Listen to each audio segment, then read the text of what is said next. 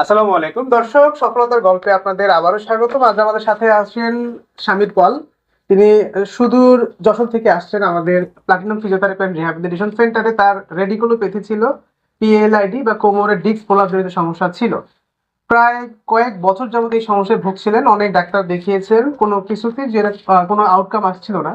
তাকে রেফার করেছেন এক ফিজিওথেরাপিস্ট, আমার স্টুডেন্ট। আজ 8 দিন ফিজিওথেরাপি চিকিৎসা শেষে আমরা সামির পাল মামাকে মুক্তি দিচ্ছি।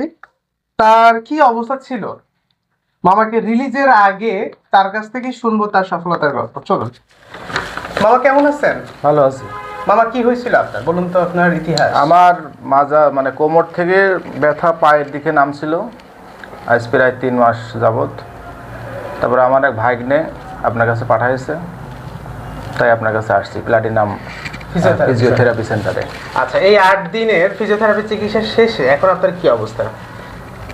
মোটামুটি 80-90% আমি ভালো। 90% সুস্থ 8 দিনে? 8 দিনে আলহামদুলিল্লাহ। আর আমাদের টোটাল ট্রিটমেন্ট ব্যবস্থা, স্টাফদের ব্যবহার আমার সব আমার মিলিয়ে আমার কেমন খুব লেগেছে? ভালো লেগেছে, খুব ভালো লেগেছে, খুব আন্তরিক। তারা আন্তরিকতার সঙ্গে সেবা দিয়েছে। থ্যাংক ইউ মামা। আমি তাদের উত্তরোত্তর সমৃদ্ধি কামনা করি। থ্যাংক ইউ মামা। আপনি কি মনে করেন যাদের ডিস্ক প্রলাপজনিত সমস্যা আছে তাদের ফিজিওথেরাপি চিকিৎসা নেওয়া দরকার? আমি মনে করি আসলে আমার এটা তো দীর্ঘদিন ধরে, আমি অনেক দিন ধরে বয়ে বেড়াচ্ছি। তা আমার আসলে এই ফিজিওথেরাপি সম্পর্কে ধারণা রিসেন্টলি।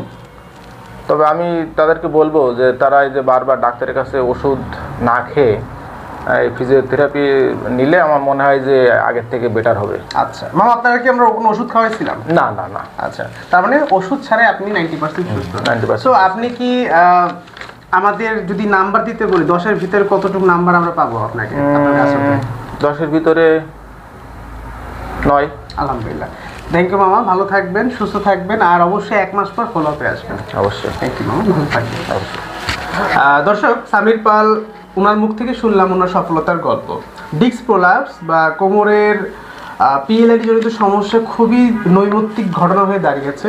এক্ষেত্রে যাদের রেডিকুলোপ্যাথি বা পায়ের দিকে ঝিনঝিন শিনশিন অবশ দুর্বলতা এই ধরনের সমস্যা থাকে, অপারেশনবিহীনভাবে ওষুধবিহীনভাবে তাকে প্রপার অ্যাসেসমেন্ট করে ডায়াগনোসিস যদি করা যায় তাকে সুস্থ করা সম্ভব। সেক্ষেত্রে উচিত একজন কোয়ালিফাইড ফিজিওথেরাপিস্ট ডাক্তারের শরণাপন্ন হওয়া। সো এই ধরনের সমস্যা পড়লে একজন কোয়ালিফাইড ডাক্তারের শরণাপন্ন হবেন। সুস্থ থাকবেন, ভালো থাকবেন। ধন্যবাদ সবাইকে।